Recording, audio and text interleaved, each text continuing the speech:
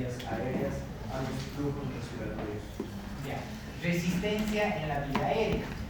Una pregunta: si tu paciente tiene asma, ¿sirve dar corticoides, que es antiinflamatorio básicamente? Sí, para mantenimiento, pero no en crisis. ¿Cuál es el problema en un proceso de obstrucción pulmonar? El cierre de la vía, ¿pero por qué? Histología. ¿Qué estructura importante hay en el bronquio? Obviamente hay neumocitos tipo 1, tipo 2 y todo lo que hemos visto, ¿sabes? Pero, ¿qué estructura hay en el bronquio?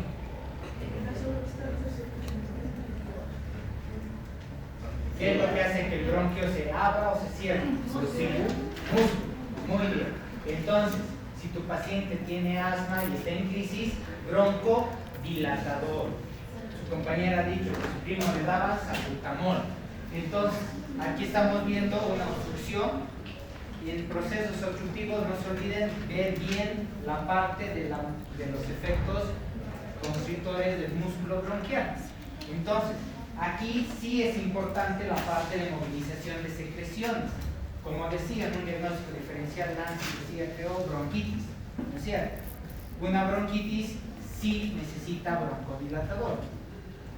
¿Ya? Sí vamos a poder encontrar broncos, vamos a encontrar, pero que la causa de esto es un proceso infeccioso. ¿No es cierto? Pues hay que tratar la patología que se está dando. En los procesos restrictivos, vamos a ver más adelante, restrictivos, estamos viendo alteraciones en la pared o en la parte pulmonar que no permitan la expansión pulmonar. Acá solamente estamos hablando de procesos que eviten que el aire pueda llegar al parénquima o alteraciones en el mismo parénquima. ¿Ok? Entonces, sencillo, ¿no es cierto? Tenemos datos de atrapamiento de aire. Obviamente yo no me voy a meter mucho a la parte radiológica, pero aquí estamos viendo que la placa muestra un pulmón más negro de lo normal. Vemos las costillas más rectas, horizontalización de las costillas. Entonces, estamos entendiendo que en este caso el paciente tiene más aire adentro del pulmón, ¿no es cierto? Entonces, eso se llama atrapamiento de aire. Cuando ustedes tengan un paciente con una EPO o asma, tienen retardamiento en el vaciamiento pulmonar. O sea, en vez de que sea rápido, 1 o 2 segundos el vaciamiento de aire, es lento. ¿Por qué? Porque no puede botar el aire, lo que les decía en la anterior clase. ¿No es cierto? Obviamente, si el pulmón está lleno, el paciente va a tratar de meter aire y no va a poder. Y ahí siente que no puede respirar y hay disminución del flujo. ¿Ok? Pero el problema está en la vía o en algún proceso ya del parénquima, ¿no es cierto? Ahora, esta imagen, les digo, atrapamiento aéreo. Más aire del que puede contener el pulmón está entrando.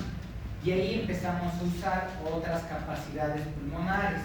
No se olviden que hay el espacio muerto y el espacio, ¿cuál sería el otro? De reserva, ¿no es cierto? Entonces, ¿qué causas pueden haber? ¿No es cierto? Cualquier alteración en la bronquial. Luego, alteraciones en la pared bronquial. ¿Se acuerdan de los cambios histológicos que hay en una bronquiectasia, por ejemplo? No, muy bien. Luego tenemos obstrucción por causas externas.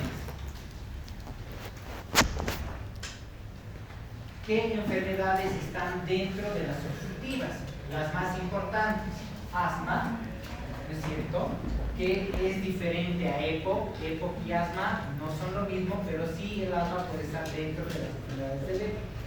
Luego tenemos la bronquitis que decía la compañera, tenemos el enfisema pulmonar. Van a ver el tórax, como les he dicho, más el diámetro anteroposterior es mayor de lo normal, ¿no es cierto? Bronquiolitis en el recién nacido, No se olvide, la bronquiolitis es la enfermedad obstructiva pulmonar en el recién nacido. Recién nacido. Su primer cuadro, ¿no es cierto? Varía un poco de literatura a literatura, pero de 6 meses a 1 año. El primer proceso obstructivo. Si ustedes escuchan un recién nacido con bronquios o sibilancias, el diagnóstico es bronquiolitis. Y es urgente y es grave, alto riesgo de mortalidad.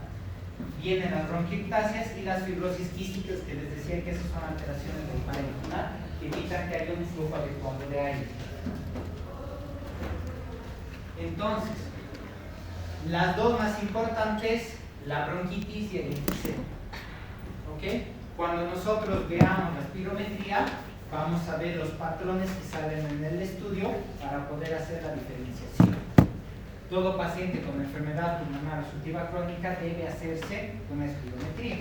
Y estamos viendo que puede haber daño en el parénquima, ¿no es cierto? Vamos a ver daño en la vía, en los bronquiolos principales, los bronquios, ¿no es cierto? Y hay algunos casos donde las secreciones empiezan a obstruir la luz. ¿Ya? Ahora, vamos a ir a los restrictivos. En los restrictivos, les decía, es alguna enfermedad que puede alterar la distensión pulmonar cuando se expande el pulmón, ¿no es cierto? Y hay una disminución de la capacidad vital. Cuando lleven fisiología o fisiopatología, han debido ver las capacidades pulmonares, ¿no es cierto? Entonces,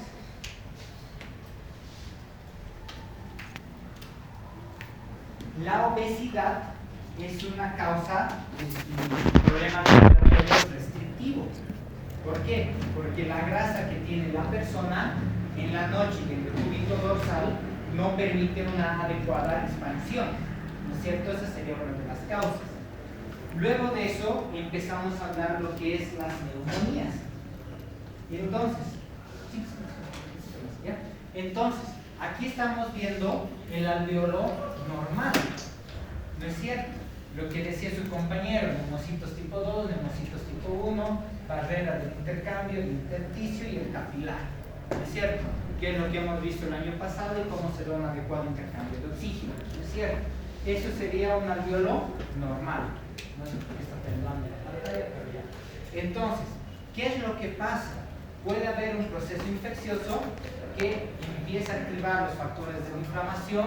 No se olviden que hay interleucinas, factor de necrosis tumoral alfa, ¿no es cierto? Y demás, que esto va a generar que los glóbulos ataquen a las bacterias. Al atacar a las bacterias, no solamente atacan a las bacterias, sino a los órganos que estén cerca. En este caso estamos alterando la barrera de intercambio. Estamos destruyendo o inactivando el factor surfactante, que es el que le da esa distensión al pulmoncito.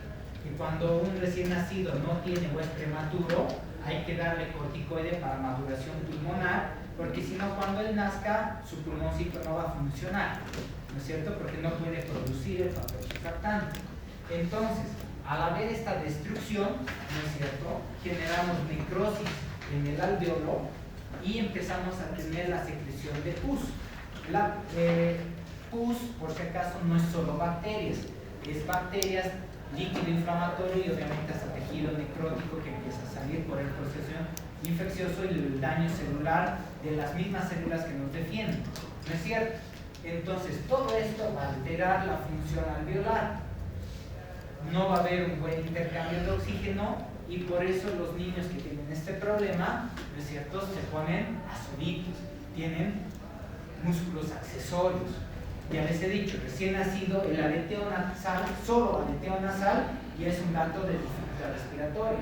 Si tiene retracción subcostal, peor todavía, ¿no es cierto? Si tiene respiración asincrónica, o sea, mete aire y en vez de hincharse se hunde su pecho, mucho más grave todavía, ¿no es cierto? Sin dormirse. Entonces, vemos una imagen de datos de condensación pulmonar. La condensación, como vemos, en vez de que se vea negrito como un patrón de atrapamiento aéreo, estamos viendo una imagen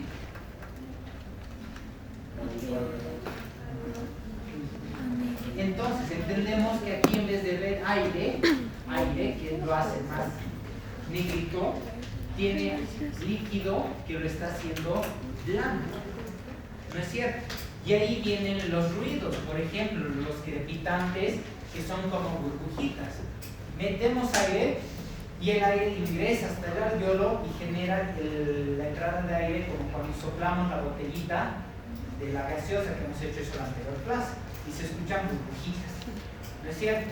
Entonces, para que ustedes tengan una idea, lo mismo pasa acá. Es como si sopláramos en la botellita chiquitita, que son los alveolos, y se escucha ese ruido. ¿Ok? ¿Qué enfermedades restrictivas hay en esto? La fibrosis pulmonar es mixta, ¿no es cierto? Aquí hablamos de neumoconiosis, edema pulmonar, neumonías. Aquí las neumonías no se olviden clasificarlas siempre en NA, y las que son intrahospitalarias. El neumotórax sí podría ser, sobre todo si tenemos líquido dentro del pulmón, y el síndrome de respiratorio agudo, que normalmente hablamos de esto en el recién nacido, ¿no es cierto? Otras, tórax inestable, citoescoriosis severa, quemaduras externas y síndrome de Guillain-Barré. Todos estos dan patrones restrictivos. Entonces, ya vamos a ver nosotros en la espirometría qué vamos a evidenciar en este estudio y qué patrones vamos a clasificar. Luego de esto, esos son los ruidos respiratorios normales. Estos ruidos sí o sí deben estar en la historia clínica de hoy. ¿Ya? Y describan sus características.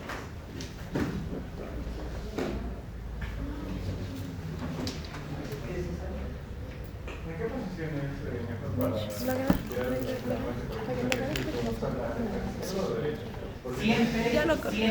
Siempre les van a recomendar que el paciente esté de cúbito lateral durante la noche, ¿ya?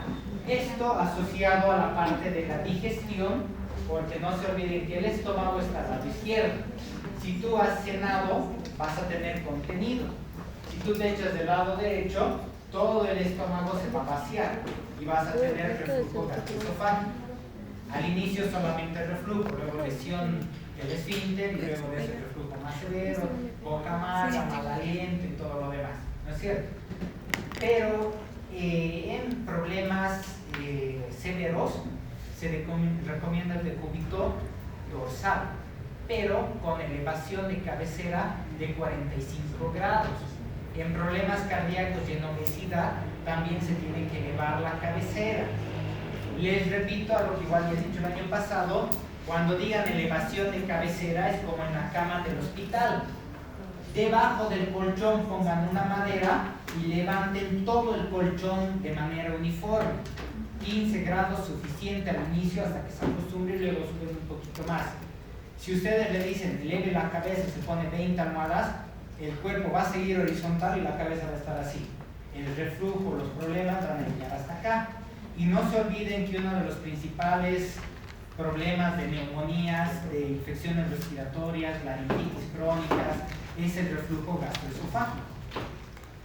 Entonces, si el paciente es joven como ustedes, de decúbito lateral, y siempre recomendar que no haya comido 2 a 3 horas antes de echarse. ¿No es cierto? Para que no haya reflujo. Yo sé que el estudiante de medicina le mete un pollo a las 11:30 y se duerme a 11:45 porque está cansado y está todavía en el hospital. Sí. De aquí a 3 años van a tener reflujo y van a decir, ah, ya se congela. Ahora, si yo tengo un problema cardíaco, sería la única excepción donde algunos doctores recomiendan el lado derecho. ¿Ya? Para que el corazón no esté tan aprieto, sobre todo cuando hay cardiomegalia severa.